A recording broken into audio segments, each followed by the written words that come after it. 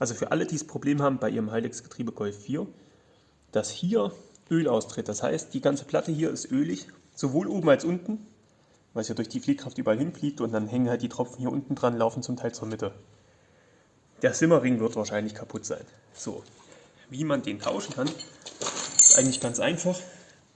Normal könnt ihr das Ding rausziehen, dann habt ihr den Deckel immer noch dran. Und das Ding interessiert euch eigentlich gar nicht. Also ihr könnt euch mal angucken, ob die Fläche hier noch ordentlich ist, dass die keine tiefen Riefen hat. Weil hier läuft der Simmerring, während sich das dreht. Also hier unten seht ihr den polierten Ring, das ist die eine Seite vom Simmerring. Und hier oben seht ihr den polierten Ring, das ist die zweite Seite. Und alles außen davon ist schon ein bisschen rostig, weil das ja dann den Witterungen ausgesetzt ist draußen, das ist ja nicht geschützt. Gut. Wenn das hier ordentlich aussieht, wenn ihr da keine Riefen drin habt und gar nichts, könnt ihr das vorsichtig beiseite legen, irgendwo, wo es nicht schmutzig wird, keine Kratzer bekommen. So. Jetzt gibt es da bestimmt bessere Möglichkeiten. Ihr müsst da gucken, was ihr macht. Der sitzt relativ fest. Ich habe es jetzt so gemacht, ich habe einen 32er Schlüssel genommen, hier angesetzt und oben gegen gehebelt. Und das sieht dann ungefähr so aus. Gerade sanft. Ja, und da kam es jetzt. So. Das reicht noch nicht. Dann lege ich hier was drüber und hebe noch mal hoch.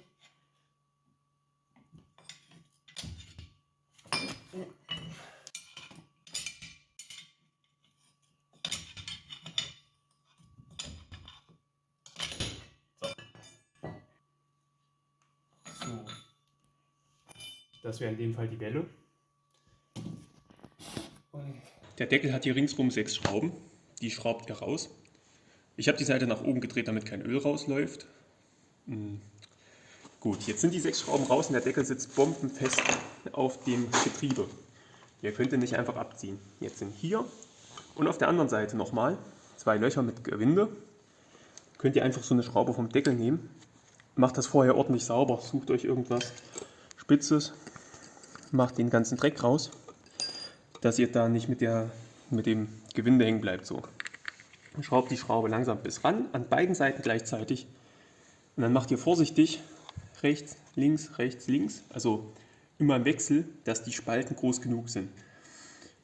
Und gleichzeitig müsst ihr darauf achten, dass auf der Querseite und der hinteren Querseite der Deckel gleichzeitig hochkommt. Bei uns ist er zum Beispiel nur vorne hochgekommen und hinten mal unten. Wenn das passiert, müsst ihr auf die hohe Seite mit einem Schonhammer draufschlagen oder ein Stück Holz unterlegen, mit einem richtigen Hammer draufschlagen, dass das gerade hochkommt. Ich zeige euch mal, wie das innen aussieht. So. Jetzt müsst ihr vorsichtig machen, den Deckel komplett wegheben. Ich mache mal das Licht hier rüber. Nicht rausschneiden. Müsst ihr den Deckel ordentlich wegheben, weil da wahrscheinlich auch wie bei mir Rost und Dreck drauf liegen wird. So. Genau. Kommen wir erstmal zum Deckel. Der Deckel hat hier die Gegenfläche für das Lager, was hier im Getriebe ist. Die müsst ihr besonders gut aufpassen. Ihr solltet auch aufpassen, dass kein Dreck ins Getriebe kommt. Hier innen seht ihr den Simmerring. Das ist dieser Gummiring. Und der ist hier schon so hart, der knackt ganz leicht. Also ich merke, wie er bricht, wenn ich drücke. Das dichtet hier ringsrum mit dem Dichtring am Getriebe ab. Das heißt, wenn ihr hier die Flanschfläche beschädigt, wie zum Beispiel hier mit den Schrauben, seht ihr, ich habe da Löcher reingedrückt. Ihr müsst euch keine Sorgen machen, dass die Kratzer dafür sorgen, dass es nicht dicht wird, denn es dichtet innen ab mit dem Dichtring. Gut, jetzt habt ihr hier den Deckel. Den Simmerring können wir mit etwas Glück einfach rausziehen. Ansonsten gibt es da auch spezielle Werkzeuge dafür. Ich merke schon, der ist knüppelhart. Gut.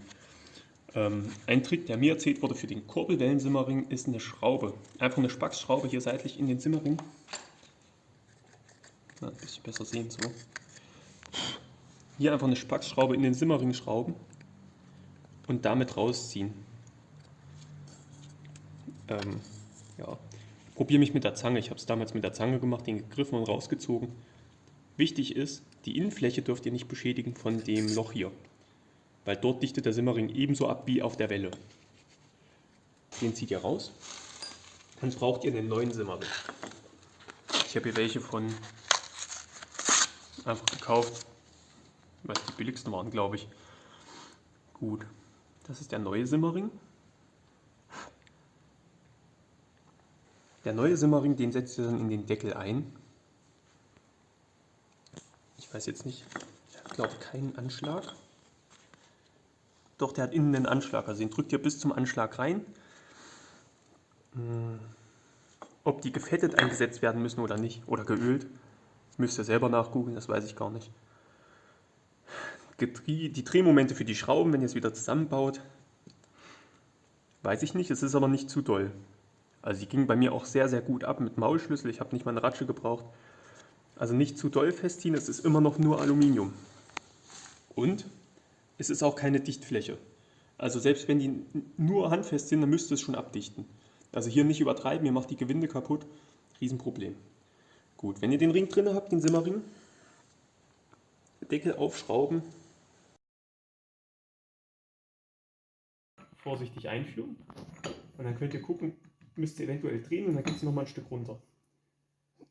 Jetzt, um die hier einzusetzen, braucht ihr eine Menge Kraft, Druck, wie auch immer. Ich persönlich habe den Hebebühnenarm drüber, also habe es unter den Hebebühnenarm gestellt, dann langsam Gewicht drauf gegeben. Dann müsst ihr wirklich sehr, sehr langsam machen, weil ihr wollt dann nichts kaputt machen, bis sie anfängt sich zu bewegen und dann mit dem Klicken einrastet. Und das werden wir jetzt gleich machen.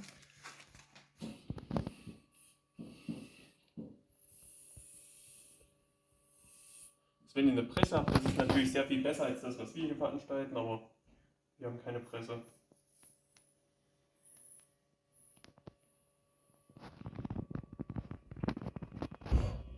Jetzt ist es gerutscht, aber der Federring ist noch nicht eingerastet. Das hört man, wie der einrastet.